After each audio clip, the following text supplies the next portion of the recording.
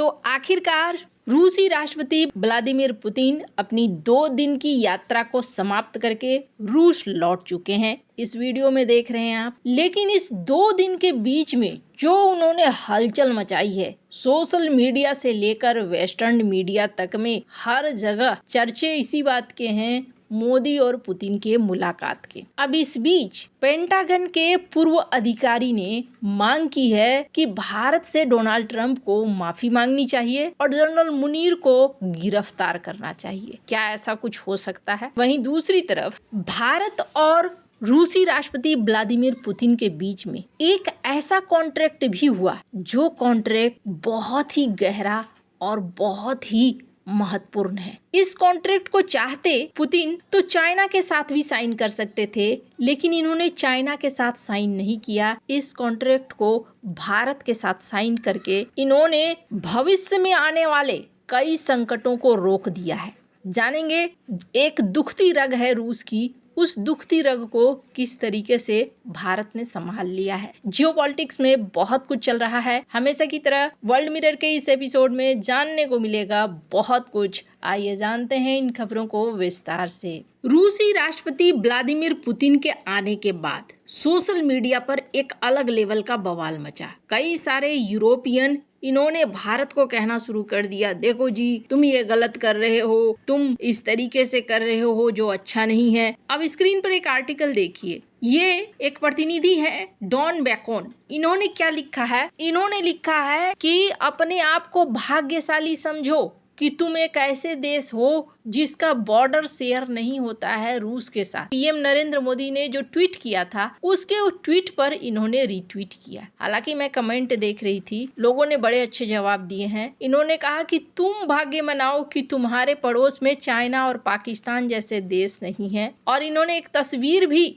यहाँ पर डाली है कि तुम भाग्य मनाओ कि तुम इनके पड़ोसी नहीं हो, नहीं तो आतंक झेलते रह जाते और 180 डिग्री जो तुम्हारी सोच है ना, वो सोच बदल जाती। हालांकि मैं सोशल मीडिया को देख रही थी, बहुत सारे लोग हैं जो पिछली तस्वीरों को दिखा दिखा कर जवाब दे रहे हैं कि आपने पाकिस्तान को बुलाया, असीम मुनीर को बैठक में बुलाया, व्हाइट हाउस ने तस्वीरें रिलीज करी। उस समय व्हाइट हाउस ने कुछ इस तरीके की तस्वीरें भी रिलीज करी थी। तो एक तरीके से ये सीधे भारत को जख्म देने वाला था, या फिर यूं कहें कि भारत को अपमानित करने वाला था। अभी भी डोनाल्ड ट्रंप कई बार एक ही लाइन को बार बार दोहराते हैं, जबकि आधिकारिक तौर पर भारत ने ना कहा है फिर भी। तो ऐसे में ये दिखता है कि अमेरिका को सहयोगी नहीं, ऐसे देश चाहिए जिन पर वो हुक्म चला सके। लेकिन अब अमेरिका को ये चीजें ना समझ में आ रही है कि भारत पर हुक्म चलाना आसान नहीं है। अमेरिका की सोच ऐसी है,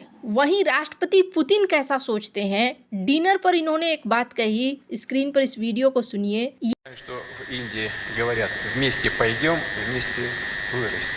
I know that in India you say go together, grow together. Эти слова очень точно отражают дух, характер и традиции российско-индийских отношений.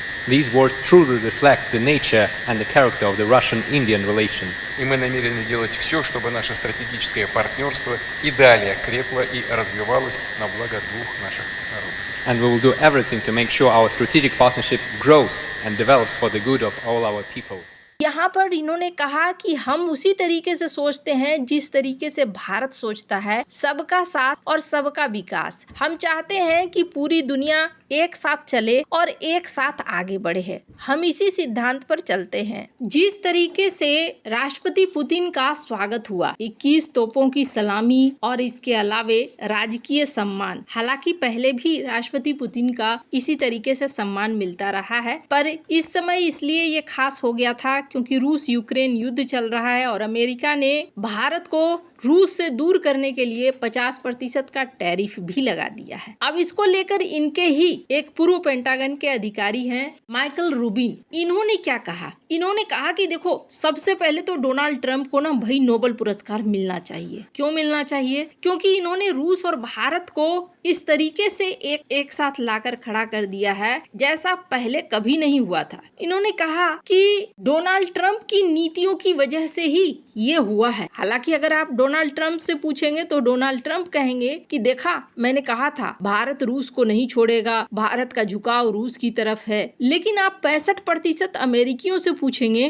तो वो कहेंगे कि ये डोनाल्ड ट्रंप की नीतियां हैं जिसकी वजह से 25 साल की मेहनत बेकार चली गई और भारत और रूस एक साथ आकर खड़े हो गए हैं। इन्होंने भी जनरल मुनीर की बात उठाई और इन्होंने कहा कि जनरल मुनीर, जिसको आप गिरफ्तार करना चाहिए था उसको आपने सम्मान दिया, आपको माफी मांगनी चाहिए। और दुनिया की जो डिप्लोमेसी है ना, ये किसी इंसान के अहंकार से नहीं चलती है, ईगो पर डिप्लोमेसी नहीं चलती है। दुनिया की डिप्लोमेसी इस आधार पर चलती है कि आप कैसे दोस्त बना सकते हैं, कितने दोस्त बना सकते हैं। खैर, अब ये तो रही बात अमेरिका की और सोशल मीडिया की, पर आखिरकार राष्ट्रपति पुतिन और भारत के बीच में वो कौन सी डील है जिस डील से चाइना को भी परेशानी होगी? रूस बहुत बड़ा है, इसके पास बहुत सारी जमीनें हैं, लेकिन रूस की एक समस्या है। और वो समस्या क्या है? रूस की समस्या इतनी बड़ी समस्या है कि ये जमीनें बेकार हो जाएंगी। रूस की जनसंख्या बहुत कम है और ये जनसंख्या में ना गिरावट बराबर बढ़ता जा रहा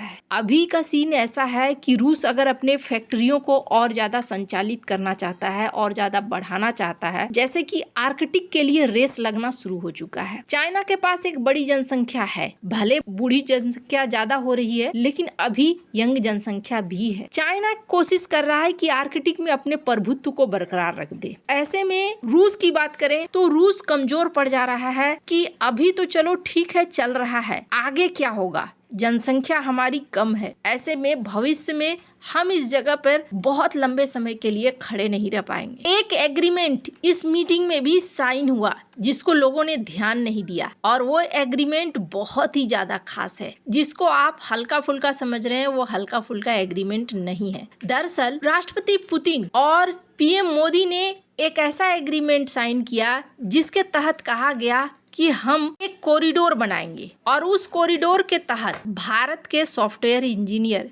भारत के वर्कर, भारत के मैकेनिकल लोग ये पहुंच सकेंगे रूस, और रूस के कई सारे प्रोग्राम में काम कर सकेंगे। आपने एक चीज नोटिस किया होगा, रूस ने इस बात को भी कहा कि हम चाहते हैं आर्कटिक सागर में जो बर्फ काटने की जहाजें चलती हैं उसका निर्माण हम साथ करें, उसके लिए जो ट्रेनिंग वगैरह होती है वो भी हम दें। बहुत सारे ट्रेनिंग प्रोग्राम की भी घोषणा हुई और बहुत सारे ऐसे प्रोग्राम की भी घोषणा हुई जिससे रूस तक लोग पहुंच सके। साल 2030 तक रूस को चाहिए 30 लाख लोग, और रूस व्लादिवोस्तोक से लेकर चेन्नई तक कॉरिडोर को पूर्ण रूपेण विकसित करना चाहता है। अब आपने एक चीज नोटिस किया होगा, जनसंख्या तो चाइना के पास भी है। चाइना से मदद मांगने के लिए रूस क्यों नहीं गया? क्योंकि रूस को भारत के ऊपर भरोसा है। ये एक ऐसा सेक्टर है जहां भारतीय मौजूद रहने वाले हैं और लंबे समय तक अब भारत और रूस का जो गठजोड़ है, ये गठजोड़ बहुत लंबे समय तक आपको देखने को मिलेगा। आर्कटिक रीजन, फार ईस्ट का रीजन, ये रूस का ऐसा इलाका है जहां पर चूंकि जमीन ही काफी बड़ी है, इनकी जनसंख्या उतनी है ही नहीं कि हर जगह जाकर ये बैठ सके। ये वो जगह है जो काफी हद तक खाली रहती थी। भारत का मैन पावर रूस के साथ मिलकर रूस को आगे बढ़ाने में बहुत ज्यादा मदद करने वाला है। ये भारत और रूस के क्लोज रिलेशन ही है जिसकी वजह से देखने को मिल रहा है कि चाइना नहीं बल्कि भारत को चुना है रूस ने। आपको क्या लगता है इन सब मामले में? आपकी क्या राय है? कमेंट कर जरूर बताएं। जल्द मिलते हैं अगले वीडियो में नई खबर के साथ।